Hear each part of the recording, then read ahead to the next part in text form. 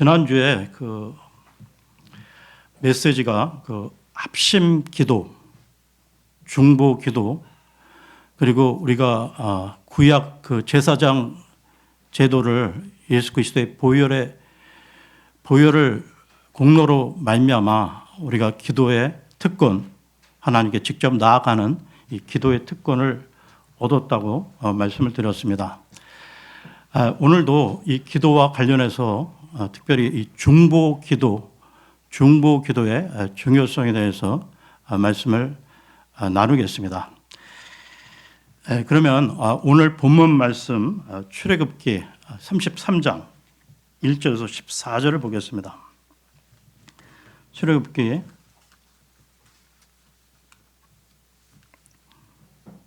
33장 1절에서 14절입니다. 내용이 좀 긴데요. 김창기 형님 좀 읽어주실래요? 33장 1절에서 14절까지입니다. 이후에 주께서 모세에게 이같이 말씀하셨느니라. 너와 내가 이집트 지역에서 데리고 올라온 백성은 여기서 떠나 내가 아브람과 이삭과 야곱에게 맹세하여 내가 그곳을 너의 씨에게 주리라라고 말한 그 지역으로 올라가라. 그리고 내가 한 천사를 내 앞에 보내겠노라. 그리하여 내가 가나안족과 아모리족과 히타이트족과 프리즈족과 히족과 여부스족을 쫓아내고 젖과 꿀이 흐르는 지역으로 이르게 하겠노라. 이는 내가 고개가 뻣뻣하게 된 백성이기에 내가 길에서 너를 소멸시키지 않도록 내가 너의 한가운데서 올라가지는 않을 것이기 때문이라. 그러자 백성이 이 불행한 소식들을 들었을 때 그들은 예곡하였더라. 그리고 아무도 자기 장식들을 자신에게 달지 않았더라. 이는 주께서 모세에게 말씀하시기를 이스라엘 자녀들에게 말하라. 너희는 고개가 뻣뻣하게 된 백성이라. 내가 한순간에 너의 한가운데로 올라가서 너를 소멸시키겠노라. 그러므로 이제 너의 장식들을 내게서 떼어낼지니 너에게 무엇을 할지 내가 알고자 함이라 하셨기 때문이라. 그리하여 이스라엘 자녀들이 호렙산 옆에서 자신들의 장식들을 스스로 떼어내 버렸더라. 그러자 모세가 성막을 취하여 그것을 진영에서 멀리 떨어진 진영 밖에 쳤으니 그것을 대중의 성막이라 불렀더라. 그러고 나서 이러한 일이 있었으니 주를 찾는 모든 이마다 진영 밖에 있던 회중의 성막으로 나아갔더라.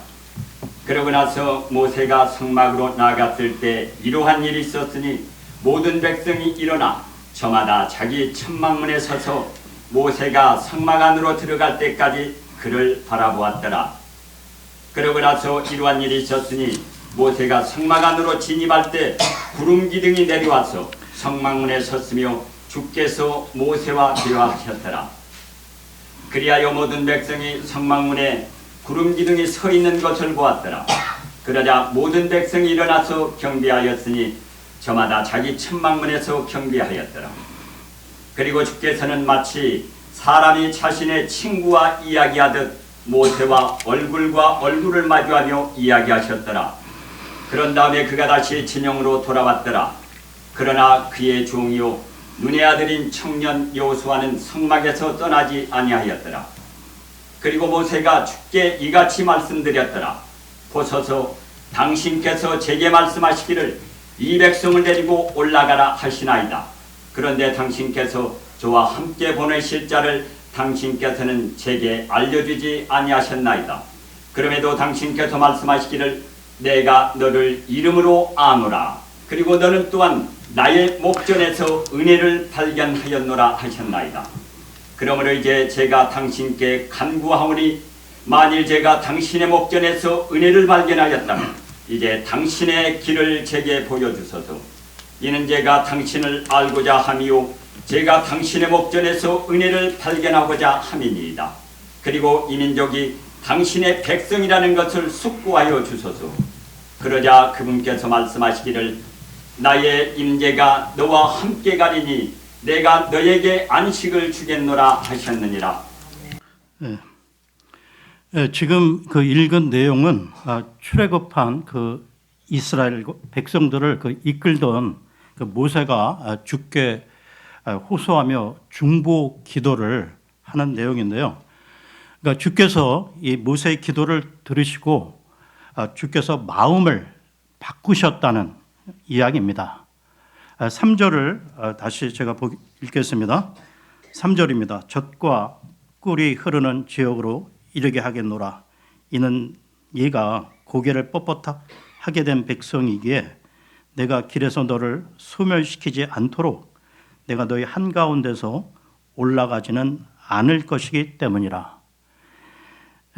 이렇게 주님께서 처음에 이렇게 말씀하셨는데 모세가 다음과 같이 주께 아랜 내용이 주님께서 같이 안 가시는데 저 혼자 이 많은 이 백성들을 어떻게 이끌고 가라고 하십니까? 감당하라고 하십니까? 주께서 전에 말씀하시기를 나는 너를 이름으로 알고 너도 내 눈앞에서 은혜를 입었다 하셨은즉 내가 참으로 주의 눈앞에서 은혜를 입었사오면 원컨대 주의 길을 내게 보이시사 제가 주를 알게 하시고 제가 주의 눈앞에 은혜를 입게 하소서.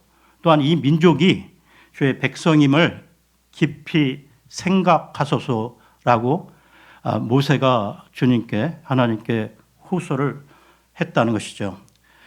바로 이때 하나님이 처음과 다른 대답을 하셨다는 것입니다. 14절 김창기 형님 읽어주실래요? 14절입니다. 그러자 그분께서 말씀하시기를 나의 임재가 너와 함께 가리니 내가 너에게 안식을 주겠노라 하셨느니라. 그러니까 처음에 주께서 너희와 함께 가지 않겠다고 하셨는데요. 그러니까 모세가 이처럼 중보 기도를 했더니 하나님은 여기서 그러면 내가 함께 가겠다고 하셨다는 것입니다.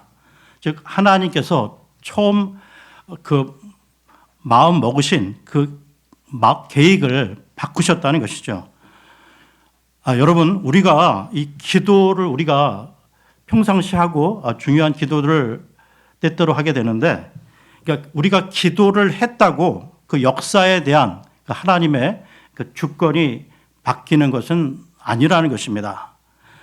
그러나 하나님 역사의 그 큰 틀에서 많은 경우에 그 하나님의 그 절대적인 뜻이 아닌 그 상대적인 뜻이 담긴 문제에 관해서는 우리가 기도하면 이 하나님께서 우리의 호소를 들으시고 그 내용을 바꾸신다는 것이죠. 그러니까 본문의 사건이 그런 사건의 하나라 할 수 있다는 것입니다. 바로 이것이 기도의 큰 능력이라 생각이 되는데요. 그것 때문에 우리 그리스도인들은 이 큰 특권을 가지고 있다고 볼 수 있다는 것입니다. 그러니까 그런 사건, 즉 하나님이 뜻을 바꾸신 그 내용이 성경에 여러 군데 나오는데요. 그러니까 그 중에서 이 히스기야의 기도가 생각이 납니다. 그러니까 하나님께서 그 히스기야를 데려가시려고 했는데 히스기야가 눈물의 기도를 드리자 그의 생을 15년 연장시켜 주셨다는 것이죠. 기도는 얼마나 큰 특권인지요. 그러니까 우리가 주의 긍휼과 은혜 가운데 이 자유함과 그 융통성이 있다는 것입니다. 그러니까 어찌 보면 이 기도란 얼마나 가슴 뛰는 모험이 또 될 수 있는데요. 그러니까 하나님 앞에 나아가 어떤 문제 앞에 하나님과 더불어 의논하면서 나아갈 수도 더 나아가 상황을 바꿀 수도 있다는 것입니다. 이 부분에 대해서 그러니까 어떤 그 신학자는 다음과 같이 설명을 했는데요. 그러니까 하나님의 그 큰 주권의 틀은 마치 어항과 같다고 했습니다. 그 틀은 깰 수가 없지만 그런데 그 어항 속에 들어가 있는 이 고기들은 어항이라는 틀 안에서 상당한 자유를 가지고 있다는 것이죠. 사실 이 하나님의 이 주권과 그 인간의 자유 의지에 대한 이 양립 부분은 풀리지 않는 수수께끼라고 할 수도 있는데요. 그렇지만 그 분명한 것은 하나님의 주권이 어떤 기계적인 고정화된 주권이기만 한 것은 아니라는 것이죠. 그러니까 우리는 이 하나님의 주권을 믿지만 그것이 인간의 자유 의지에 대한 그 신비한 융통성 가운데 중요한 역할을 차지하는 것이 기도라는 것이죠. 그러니까 이런 면에서 기도는 우리에게 특권이라는 것입니다. 물론 기도는 이 궁극적으로 본질에 있어서 하나님의 뜻을 행하는 것이죠. 그러니까 우리의 뜻이 아니라 하나님의 뜻을 이루는 것입니다. 그러나 이 절대적이 아닌 그 상대적인 영역 속에서 때때로 내가 하나님과 더불어 기도하면서 어떤 문제를 함께 결정할 수가 있는 것이 바로 기도의 특권이라는 것이죠. 하나님께서 자신의 뜻을 이 바꾸신 내용과 관련해 한 부분 더 보겠는데요. 요나서로 갑니다. 요나서 3장 10절. 요나서 3장 10절입니다. 김창경 선생님 읽어주실래요?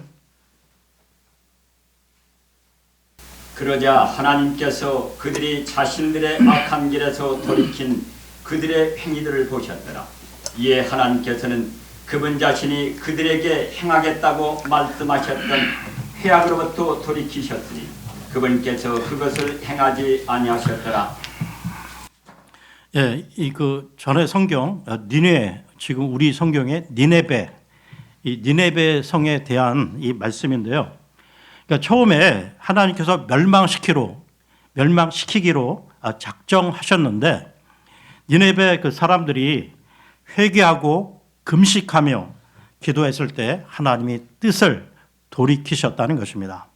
그러니까 우리가 이 부분을 잘 인식하면 이 기도 생활에 좀 더 활기를 띨 수가 있는데요. 기도의 영역이 좀 더 넓어질 수 있으며 그런 의미에서 기도는 특권이라는 것입니다.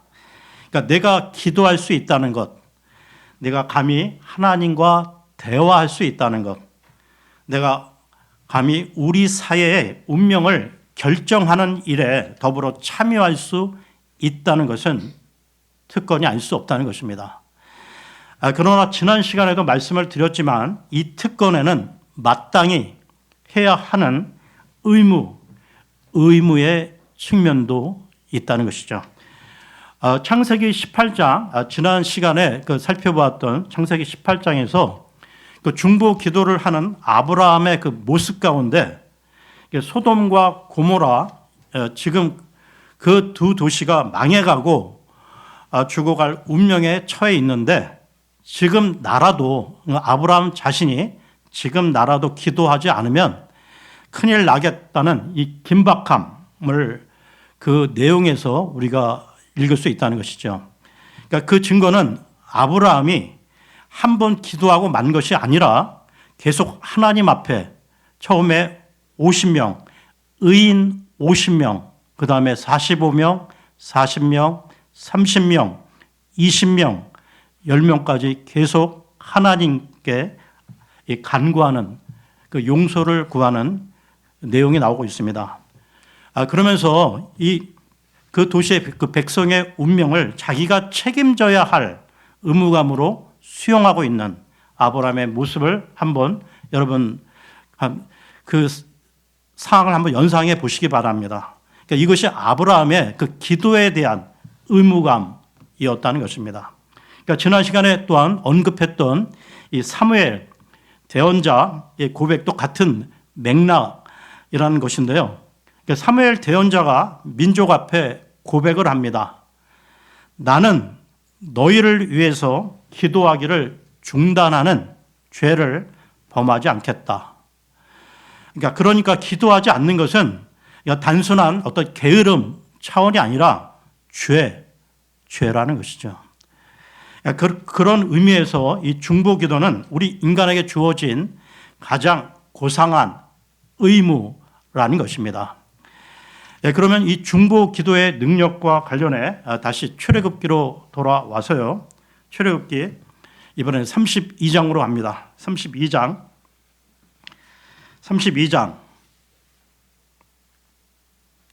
출애굽기 32장 1절에서 4절 김창경님 읽어주실래요? 그런데 백성이 모세가 산에서 내려오는 것이 지연되는 것을 보았을 때 백성은 스스로 아론에게로 함께 모여 그에게 말하기를 일어나 우리 앞에 갈 신들을 우리에게 만들어 달라. 이집트 지역에서 우리를 데리고 올라온 남자인 이 모세로 말하자면 우리는 그가 어찌 되었는지 모르기 때문이라 하였더라. 그러자 아론이 그들에게 말하기를 금 귀고리들을 빼내라. 곧 너희의 아내들과 너희의 아들들과 너희의 딸들의 귀에 달려있는 것들이니 그것들을 나에게 가져오라 하였더라. 이에 모든 백성이 자신들의 귀에 달려있던 금 귀고리들을 빼내서 아론에게로 그것들을 가져왔더라. 그러자 그가 그들의 손에서 그것들을 받았으며 그가 그것으로 주재던 송아지 하나를 만든 뒤에 조각 도구로 그것의 모양을 내었더라. 이에 그들이 말하기를 오 이스라엘아 이것들이 너를 이집트 지역에서 데리고 올라온 너의 신들이라 하였더라. 예, 그 5절, 6절을 계속해서 보게 되면 그 6절에 그 금송아지를 만들어 놓고 거기서 먹고 뛰놀며 춤추며 놀았다는 내용이 나오고 있습니다. 그러니까 이 출애굽한 그 이스라엘 백성들이 그 모세를 계속 따라왔는데 어느 날이 모세가 오랫동안 보이지 않으니까 산에 올라간 그 모세를 기다리다가 나중에는 그 우상인 금 송아지를 만들었다는 것이죠. 그러니까 그것은 하나님의 큰 진노를 받기에 마땅한 일이었다는 것입니다. 그럼에도 불구하고 이스라엘 백성들은 하나님의 용서를 받게 되는데요. 32장 14절 보겠습니다. 14절 김창경 의원님. 그러자 주께서 그분의 백성에게 행하기로 작정하신 그 해악에 관하여 돌이키셨더라. 네, 어떻게 된 것일까요? 이 우상을 만들어 놓고 뛰노는 이 백성들 어떻게 그들이 하나님의 심판을 받지 않았을까요? 이 32장 30절에서 32절 보겠습니다. 김창경 의원님 30절에서 32절. 그러고 나서 이튿날 이러한 일이 있었으니 모세가 백성에게 말하기를 너희가 크나큰 죄를 지었도다. 그런즉 이제 내가 주께로 올라가겠노라. 혹시라도 내가 너희의 죄에 대하여 속죄를 이행할 수 있을까 함이라 하였더라. 그런 다음에 모세가 주께로 돌아가 이같이 말씀드렸더라. 이 백성이 크나큰 죄를 짓고 자기들을 위하여 금으로 신들을 만들었나이다. 그렇지만 이제 만일 당신께서 그들의 죄를 용서하려 하신다면 좋으려니와 만일 그렇지 않으시다면 제가 당신께 간구하오니 당신께서 기록해 오신 당신의 책에서 저를 지워버리소서. 예, 지금 이 내용이 그 모세의 그 중보 계속 그 기도 내용인데요. 그러니까 자기 백성들의 죄를 용서받기 위해서라면 자신의 이름이 주의 책에서 지워지는 것을 감수하기까지 했던 모세의 중보 기도입니다.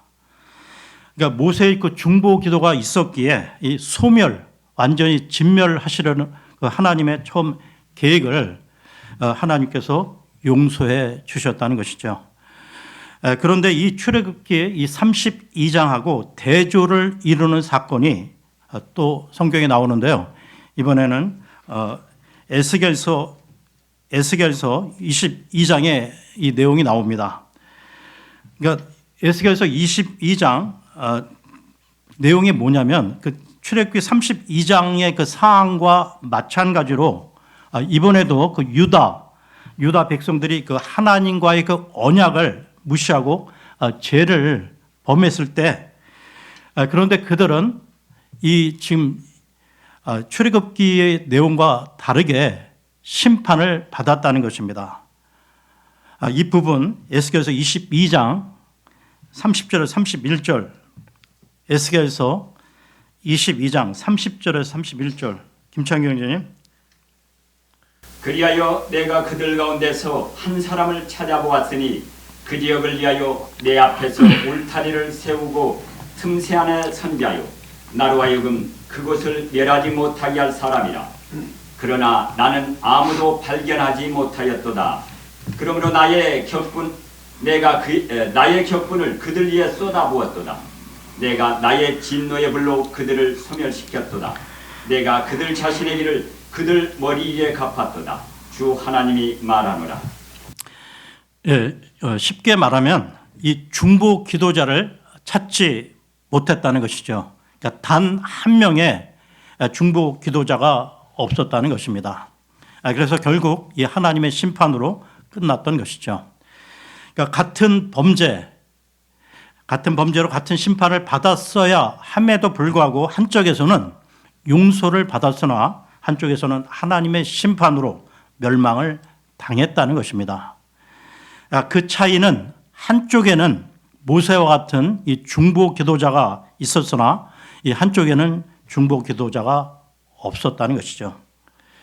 이 사항을 보면서 우리가 교회 안에 이 기도 모임이 있어 중보 기도를, 교회를 위해서 중보 기도를 하고 있다는 것은 큰 복이라는 것입니다. 또한 이 가정 안에 중보 기도자가 있다면 복이고요. 우리 사회, 지금 우리나라 사회 상당히 복잡하고 지금 여러 가지로 지금 불안하고 어려운데, 우리나라 이 기독교 인구가 전에 1,000만 명이 넘었고 지금 많이 줄어들었다고 하는데, 이 나라를 위해서, 민족을 위해서 기도하는 중보 기도자가 얼마나 있는지 모르겠지만 중보 기도자가 있다면, 많이 있다면 우리나라는 결코 망할 수 없다는 것입니다. 그러니까 한 나라, 한 민족, 한 사회, 한 직장, 한 교회, 한 가정, 그 공동체 안에서 중보 기도자가 없다는 것은 큰 불행이라는 것입니다. 다시 말씀드리지만 중보 기도는 큰 특권이면서 의무라는 것입니다. 그렇다면 여러분, 우리는 얼마나 이 특권을 행사하며 이웃을 사랑하는 일에 참여하고 있는지요. 또한 우리 이 기도 생활 중에 얼마나 이 의무를 우리가 얼마나 성실하게 감당하고 있는지요. 그러니까 우리는 아브라함처럼 이렇게 주께 나아가 주께 중보 기도를 드려야 한다는 것입니다. 그런데 여러분, 그러니까 우리가 이렇게 기도의 특권과 의무를 행사하기 위해서 하나님 앞에 나아갈 때 가장 큰 방해물이 있는데요.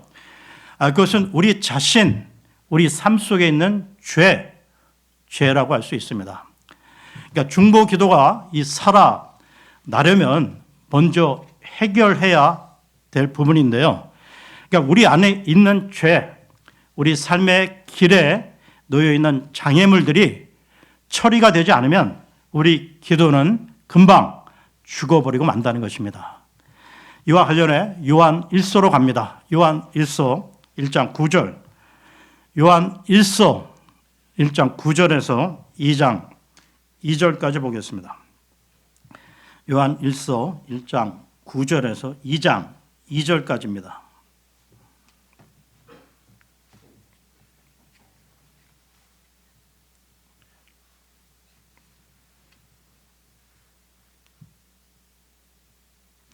김창기 형님. 만일 우리가 우리의 죄들을 자백한다면 그분께서는 신실하시고 정의로우셔서 우리에게서 우리의 죄들을 용서하시고 모든 불의에서 우리를 정결하게 하시느니라. 만일 우리 자신이 죄를 짓지 아니었다고 말한다면 우리는 그분을 거짓말쟁이로 만드는 것이요 그분의 말씀이 우리 안에 있지 아니하느니라. 나의 어린 자녀들아, 이런 것들을 내가 너희에게 기록하는 것은 너희로 하여금 죄를 짓지 않게 하려 함이라. 그런데 만일 어떤 사람이 죄를 짓는다면 아버지와 함께 계시는 변호인이 우리에게 계시니 곧 의로우신 분 예수 그리스도시라. 또한 그분께서는 우리의 죄들을 위한 화해 제물이시니 우리의 죄들로 인한 것뿐 아니라 오히려 온 세상의 죄들로 인한 것이기도 하니라. 네, 여기서 이 사도 요한이 아주 민감하게 강조하고 있는 것은 우리 그리스도인들도 죄를 범한다는 사실입니다. 그런데 다시 성경으로 돌아와서요. 요한일서 1장 8절 보겠습니다. 1장 8절. 8절에 이는 만일 이런 것들이 너희 안에 있어 죄송합니다. 제가 잘못 봤는데 김창기 형제님 요한일서 1장 8절. 만일 우리가 자신에게 아무 죄도 없다고 말한다면 우리는 스스로를 속이는 것이요 진리가 우리 안에 있지 아니하느니라. 네, 그러니까 여기서 말하는 우리들은 분명히 거듭난 그리스도인들이라는 것입니다. 그러니까 지금 이 세상에서 무리를 일으키는 여러 이단들 가운데 성경 해석이나 이 교리에 있어서 범하는 최대의 오류가 있다면 바로 이 부분을 인정하지 않는다는 것입니다. 물론 본질적으로 우리가 예수님을 믿었을 때 우리가 죄사함 받고 하나님의 자녀가 된 것은 사실이죠. 그러나 아직도 우리의 현실 속에서 죄를 범하고 있다는 이 분명한 사실을 우리가 외면하고 인정하지 않는 것은 큰 오류라는 것입니다. 그러니까 더 나아가 그 연장선에서 이 부도덕한 공동체가 될 수밖에 없는 것도 이 본질적으로 이런 성경 해석상의 깊은 오류 때문이라는 것이죠. 여러분, 이 마틴 루터가 말한 게 우리는 의인이지만 동시에 아직도 죄인이라는 두 가지 역설을 받아들이는 것이 이 성경에 대한 올바른 균형 감각이라고 할 수 있다는 것입니다. 그러니까 요한 1서 이 전체가 강조하는 것은 이 그리스도인들의 죄 문제가 해결되지 않으면 제일 중요한 하나님과의 교제가 끊어진다는 것이죠. 그렇다면 우리의 이 죄 문제를 어떻게 해결할 것인가? 물론 자백해야 한다는 것을 우리는 알고 있습니다. 그러나 이 문제에 관해서 우리는 예수 그리스도의 역할을 기억하고 주목해야 한다는 것이죠. 그러니까 우리가 죄를 범치 말아야 하는데 우리가 죄를 범할 때 하나님 앞에 선 변호자가 있다는 것입니다. 그분이 바로 예수 그리스도시죠. 그러니까 변호자 그분만이 우리의 희망이 되는 것입니다. 그러므로 우리가 죄를 지었을 때 변호자인 주님 앞에 달려 나와야 한다는 것이죠. 마귀는 계속 우리를 참소합니다. 네가 이러고도 그리스도인이냐? 네가 구원받은 사람 맞냐? 네가 집사냐? 라고 하면서요. 그러니까 마귀의 역할은 죄인에 대해 정죄하고 고발하는 검사와 비슷한데요. 그러니까 마귀가 와서 이 정죄할 때 이 변호자인 예수님은 뭐라고 말씀하시냐? 그래서 내가 바로 저 사람을 위해서 대신 십자가에 달리지 않았냐고 말씀하십니다. 그때 우리가 예수 그리스도의 피를 의지하여 우리의 죄를 자백하며 다시 일어서야 한다는 것이죠. 히브리서로 갑니다. 히브리서 10장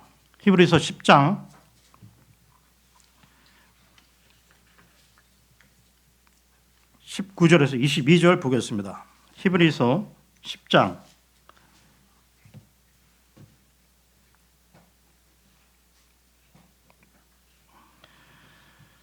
19절에서 22절, 히브리서 10장 19절에서 22절, 김창기 형제님. 그러므로 형제들아 예수님의 피로 말미암아 가장 거룩한 곳 안으로 들어가는 담대함을 얻었는데 새롭고도 살아있는 길로 인한 것이니 그 길은 그 희장만 곧 그분의 육체를 통하여 그분께서 우리를 위하여 성전시키신 것이라. 또한 하나님의 집을 다스리시는 대제사장을 두고 있으니 우리가 믿음의 전적인 확신 가운데 진실한 마음으로 가까이 나아가자. 우리의 마음은 악한 양심으로부터 핏부림을 받았으며 우리의 몸은 순수한 물로 씻겨졌느니라. 예, 우리가 중보 기도자가 된다는 건 그러면서 그 역할에 충실하기 위해서는 무엇보다 주님 앞에서 자신의 그 죄 문제를 처리하는 것을 배우는 것입니다. 보통 죄의 그 자백이라는 말을 우리가 이게 너무 어찌 보면 쉽게 생각하는 경향이 있는데요. 이 자백이라는 헬라어는 두 가지 말이 결합된 것으로 무엇과 함께, 이 함께라는 말과 말한다가 합쳐진 것으로, 즉 하나님과 함께 말한다는 뜻을 갖고 있다는 것입니다. 그러니까 죄를 하나님의 관점에서 본다는 것인데요. 그러니까 하나님의 관점에서 나 자신의 죄를 바로 보고 슬퍼해야 한다는 것입니다. 하나님이 얼마나 슬퍼하실까? 하나님이 이런 나 때문에 얼마나 마음 무거워하실까 하는 하나님의 관점에서 이 죄 문제를 보고 아파하고 고백하면서 자신의 연약함을 직시해야 한다는 것이죠. 그리고 하나님, 저를 좀 도와주십시오. 저를 좀 일으켜 주십시오. 저를 세워 주십시오. 라고 기도하며 다시 일어서야 한다는 것입니다. 여러분, 우리가 우리의 죄를 고백할 때 용서해 주시는 주님을 전적으로 신뢰해야만 한다는 것입니다. 더 나아가 우리는 용서받은 자로서 다른 이들을 위한 중보 기도자로 세워져야 한다는 것이죠. 그러니까 어찌 보면 중보 기도자는 그 프린트에 나와 있듯이 상처받은 치유자라고 할 수 있습니다. 그러니까 우리도 살아오면서 상처를 많이 받았고 범죄했으며 연약하지만 치유를 경험한 사람으로서 아직 치유를 경험하지 못한 다른 지체, 이웃들에 대해서 그 문제들을 짊어지고 기도해 줄 수 있어야 한다는 것이죠. 그러기 위해서 우리는 먼저 우리 자신의 그 마음의 깨끗함을 얻고 하나님 앞에 또한 사람들 앞에 부끄럽지 않게 서 있어야 한다는 것입니다. 그런 다음에 나라와 민족, 가족, 친지, 친구, 지인 등 그리고 교회를 위해서 그 여러 지체를 위해서 구체적인 기도 제목을 내놓고 계속 기도해야 한다는 것입니다. 아무쪼록 제가 메시지는 마쳤는데요. 우리가 이 진리 침례교회가 이 킹제임스 진영의 교회가 이 말씀 쪽으로 너무 오랫동안 치우친 감이 있습니다. 그러니까 기도와 이 말씀이 균형을 이룬 상태에서 우리가 신앙 성장을 바르게 해 나가야 한다는 것이죠. 찬송 한 곡 부르고 우리가 이 기도 제목을 놓고 기도하겠습니다.